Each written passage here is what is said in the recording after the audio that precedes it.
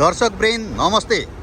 यति बेला म तनहुँको दमोलीबाट बोलिरहेको छु। अहिले दमोली बजार दुईतर्फ नै पिच कालोपत्रे भएको छ।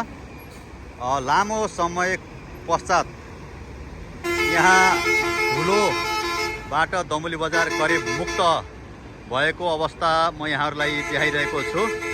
आज मात्रै उत्तरशिला लाइन जुन भोलेटार चोक तर्फबाट तरकारी लाइन तर्फको भागमा पिच भएको छ। अहिले पिचको काम अन्तिम भइरहेको र यहाँ काम गरिरहेको दृश्य पनि म यहाँहरूलाई देखाइरहेको छु। यो सँगसँगै दमोलीबाट डुम्रे तर्फको भाग करिब कालोपत्रेले जोडिएको छ भने दमोलीबाट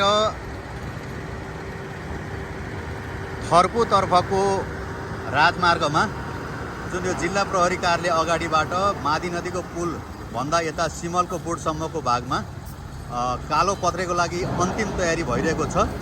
एक दुई दिनमा त्यहाँको कालोपत्रे सकिएपछि जुन मादी नदीको पुल बन्ने क्रममा छ त्यो बाहेकको भागहरू करिब करिब कालोपत्रे हुनेछ।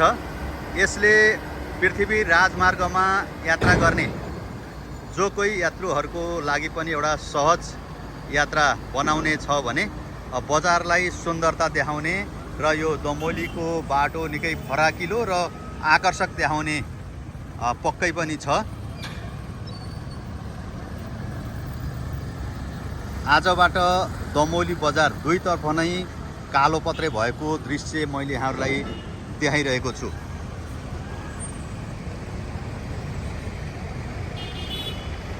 यद्यपि यहाँ फुटपाथ लगायतको केही व्यवस्थित गराउनु पर्ने कामहरू भने बाँकी रहेको छ।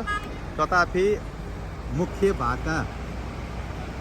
भागको पिचहरू आजबाट दुईतर्फ नै भएको मैले यहाँहरूलाई देखाइरहेको छु।